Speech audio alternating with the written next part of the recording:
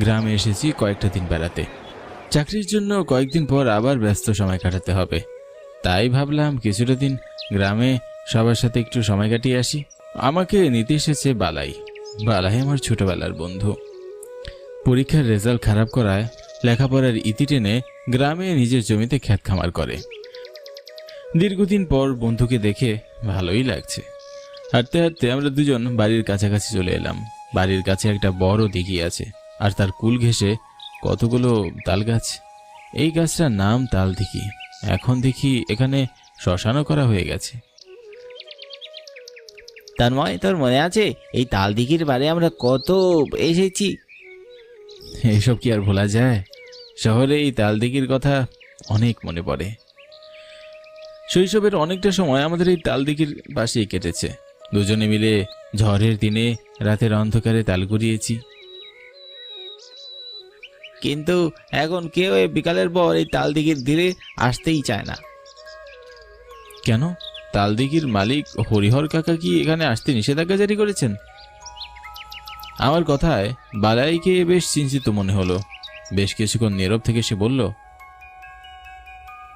আরে না না, ওরকম কিছু না। এই তাল দিঘির শ্মশান ঘাট নিয়ে অন্য সমস্যা আছে। সন্ধ্যায় কিংবা রাতের বেলা এই তাল দিঘির শ্মশানের আশেপাশে আসলে নাকি বিপদ হয়। তোর তোর ঘটেছে কখনো বিপদ? না, তা ঘটেনি। কারণ আমি গ্রামবাসীর কথা শুনে সন্ধ্যা কিংবা রাতের বেলা ওই তাল দিঘির শ্মশানের আশেপাশেও যাই না। নিজের চোখে কিছু দেখিসনি তাহলে তো ভয় পাচ্ছিস কেন? এসব ভূত প্রেত বলতে কিছুই হয় না রে। আর এখন এখানে শ্মশান হলো কবে থেকে? হঠাৎ করে একদিন এই গ্রামের নিতাই মাঝির লাশ এখানে পোড়ানো হয়েছিল। সেই থেকে এখানে শ্মশান হয়ে গেছে। সবাই মারা গেলে এখানেই পোড়ানো হয়। তাই এখন লোকমুখে গল্প শুনতে পাস ভূতের? আমার কথায় কোনো প্রতিউত্তর করলো না বালাই, কিন্তু তার মুখটা বেশ থমথমে মনে হলো। কথা বলতে বলতে আমরা তালদিঘির শ্মশান ঘাট অতিক্রম করে বাড়ির খুব কাছাকাছি চলে এলাম। কতদিন পর তুই এলি বাজান, কিন্তু তোর একটা বদ অভ্যাস আছে। বাড়িতে আসলে সেটা আগে থেকে আমাকে জানাস না, শুধু বলাইকেই বলেছিস। আগে বলে দিলে কি আমায় দেখে এত খুশি হতে, এত অবাক হতে? তাই বলে একটু জানাবি না? আমি তোর পছন্দের সব খাবার আগে থেকে বানিয়ে রাখতাম। গ্রামে থাকবো বেশ কয়েকদিন, তুমি আমাকে পছন্দের খাবার খাওয়ানোর সময় পাবে। কিন্তু হঠাৎ তালের পিঠে খেতে খুব ইচ্ছা করছে মা। তালের পিঠা খাবি? বাসায় তো সব আছে, শুধু তালটাই যে নেই। আর এখন সন্ধ্যা হয়ে গেছে, গ্রামের হাট আবার সন্ধ্যার আগেই বন্ধ হয়ে যায়। এখন কি কোথাও তাল পাবো না? না খোকা, কাল সকালে বলাইকে বলে হাট থেকে তাল আনাবো, সকালে বানিয়ে দেব। এক কাজ করলে কেমন হয়, তাল দিঘির পাড় থেকে তাল নিয়ে আসি। না, ভুলেও না। ওই সন্ধ্যাবেলা তাল দিঘিতে যাওয়ার কোনো দরকার নেই। ওদিকটা ভালো না বাজান। এখন ওখানে শ্মশান ঘাটও করেছে। তুমি ওইসব বিশ্বাস করো মা। আচ্ছা মা, আমি বালাইয়ের বাড়িতে গেলাম। বলাইয়ের বাড়িতে গেলেও তালদিঘির শ্মশান ঘাট পেরিয়ে যেতে হবে। কাল যাস। সবাই এত তাল দিঘি নিয়ে চিন্তিত কেন? বালাই আজ বিকাল পর্যন্ত আমাদের বাড়িতেই ছিল। সন্ধ্যা হওয়ার সাথে সাথেই সে নিজের বাড়ি চলে গেছে। গ্রামে ঘুরতে এসে বাড়ির ভিতর বসে থাকা আমার মোটেও ভালো লাগছে না। তাই মায়ের চোখ ফাঁকি দিয়ে আমি বাইরে চলে আসি। এখন ভাদ্র মাস হলেও বেশ কয়েকদিন থেকে বেশ বৃষ্টি হচ্ছে। আকাশের অবস্থাও তেমন একটা ভালো নয়।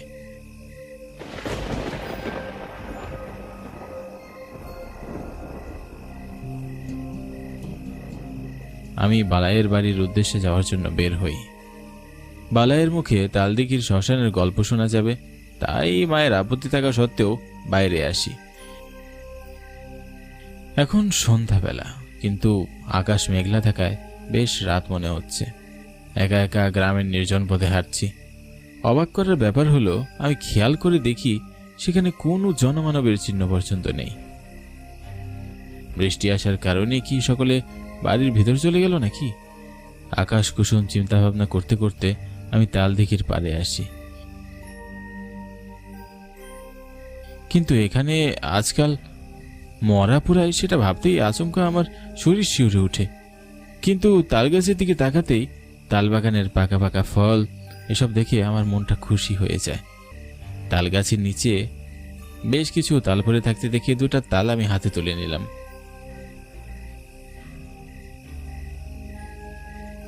ভালোই হয়েছে, তালগুলো নিচে পড়ে আছে। এই তাল নিয়ে বালাইয়ের মাকে দিলে বালাইয়ের মা আমার অবশ্যই পিঠা বানিয়ে খাওয়াবে। আমি তাল দুটো নিয়ে আবারও হাঁটা শুরু করি। হঠাৎ তাল দিঘির শ্মশানের দিকে আমার মাকে দিঘির দিকে মুখ করিয়ে তাকিয়ে থাকতে দেখে আমি ভীষণ অবাক হই। মা এখানে কখন আসলো? আমি তাল দুটো নিয়ে এগিয়ে যাই। মা, তুমি এখানে? তুমি না বাসায় ছিলে? তাছাড়া এই তালদিঘি শ্মশানে তুমি না আমাকে আসতে নিষেধ করেছো? তুই কি নিষেধ শুনেছিস? মায়ের কণ্ঠস্বর শুনে আমি চমকে উঠি। মা একটা পুরুষ কণ্ঠে কথা বলছে। কি রে, তুই কি শুনেছিস আমার কথা? তোকে এই শ্মশান ঘাটে আসতে নিষেধ করেছি না? মায়ের এরকম ভয়ঙ্কর কণ্ঠস্বর শুনে আবার বুকটা কেঁপে ওঠে। মা, তোমার কণ্ঠ এমন শোনাচ্ছে কেন? তোমার কিছু হয়েছে? আমার দিকে ফিরো। মা এবার আমার দিকে ফিরে তাকায়। তাকে দেখে আমার শরীর হিম হয়ে আসে ভয়ে। ভয়ে আমি বাকরুদ্ধ হয়ে যাই। মায়ের চোখটা টকটকে লাল। মা রেগে আছে। তাই কি এমন হয়েছে নাকি অন্য কিছু? মা, বাড়ি চলো, আমার ভুল হয়ে গেছে, আমি আর কখনো এদিকে আসবো না। তুই যেন আর কখনো এদিকে না আসতে পারিস সেই ব্যবস্থাই আমি করব। মা, তুমি এমন কথা বলছো কেন? কি হয়েছে তোমার? বাড়ি চলো। তুই আমার সাথে আয়, দেখছিস না চিতা সাজিয়েছি। চিতা সাজিয়েছো মানে? কার চিতা? তোর চিতা। তাল গাছের তলায় চিতা সাজানো দেখে আমার চোখ কপালে উঠে গেছে। বুকের ভিতরটা ধক ধক করে কাঁপছে। কিছুতেই আমার মা নয়। আমার মা বাড়িতে। এতক্ষণে হয়তো এটা আমার বুঝতে দেরি হয়ে গেল। অনেক দেরি করে ফেলেছিস বুঝতে, এখন মর। মায়ের চেহারা শরীরটি আমার গলা চেপে ধরে। যন্ত্রণায় আমি চোখে ঝাপসা দেখি, দম বন্ধ হয়ে আসে। সবার কথা না শোনার ফল। তালদিঘি শ্মশানের ভূতের হাতে আমার মৃত্যু, আর তালতলার চিতায় দাউ দাউ করে জ্বলবে আমার মৃতদেহ। মৃত্যু নিশ্চিত জেনে বেঁচে ফেরার চিন্তা যখনই বাদ দিয়ে যাব, তখনই আমার কানে ভেসে আসে এক পরিচিত কণ্ঠস্বর। খোকা, আমার খোকাকে ছেড়ে দে। অশরীরীটি আমার গলা আরো ভালো করে শক্ত করে ধরে। তার নখগুলো আমার গলা ভেদ করে শ্বাসনালীতে গিয়ে ঠেকেছে। ভীষণ কষ্ট হচ্ছে। জেনে দে ওকে, না হয় আমি তোকে উচিত শিক্ষা দেব। কিছু করতে পারবি না তুই আমার। আমি শেষবারের মতো বলছি, তুই ওকে জেনে দে। পুরোহিত মশাইয়ের কোনো কথাই অশরীরটি শুনছে না। সে আরো শক্ত করে গলা চেপে ধরেছে। পুরোহিত মশাই তার হাতের তামার পাত্র বের করে আর সেটা থেকে পানি হাতে ঢেলে নেয়। তারপর অশরীরটির দিকে ছড়িয়ে মারে। অশরীরী আত্মা আমাকে ছেড়ে ছটফট করতে থাকে। মুহূর্তে সে এক ভয়ঙ্কর প্রেতাত্মায় পরিণত হয়,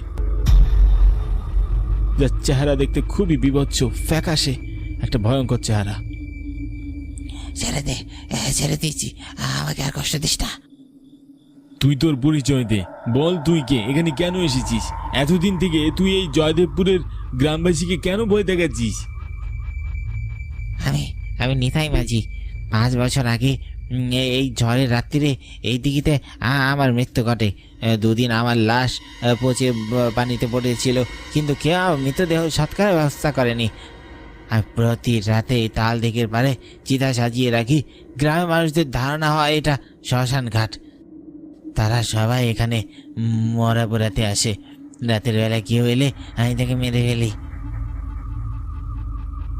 তুই মরেছিস ঝড়ের রাত্রিরে, সেদিন তো কেউ বাড়ির বাইরে আসেনি। কিন্তু তার পরের দিন তো ঝড় ছিল না, আমার লাশ পচে গেছিল, আর তাই গ্রামের কেউ সে লাশ সৎকারের ব্যবস্থা করেনি। এটা ভুল ছিল। আমি সেই সময় শহরে গিয়েছিলাম। আমি থাকলে নিশ্চয়ই তোর লাশ সৎকারের ব্যবস্থা করতাম। তোর সাথে অন্যায় হয়েছে, কিন্তু এর জন্য তুই গ্রামের নির্দয় মানুষদের শাস্তি দিতে পারিস না। আমার লাশ সৎকারের ব্যবস্থা না করা হলে আমি এখান থেকে যাব না। পুরোহিত মশাই চিন্তিত হয়ে বলে, তোর লাশ কোথায় বাবু বল? এই তাল গাছের নিচে। অশরীরী আত্মাটি একটা তালগাছ নির্দেশ করে। ঠিক আছে, এই শ্মশানে তোর লাশ সৎকার করা হবে। অশরীরটি অদৃশ্য হয়ে যায়। তুই ঠিক আছিস বাবা? আমি ঠিক আছি মা। তুমি কি করে জানলে আমি তালদিঘির কাছে আছি? আমি তোকে খুঁজে পাচ্ছিলাম না, আর তখন মনে হলো তুই তালের পিঠা খেতে চেয়েছিলে, কিন্তু তালদিঘির শ্মশানে তোকে খুঁজতে একা একা আসার সাহস হচ্ছিল না, তাই পুরোহিত মশাইকে নিয়ে আসি।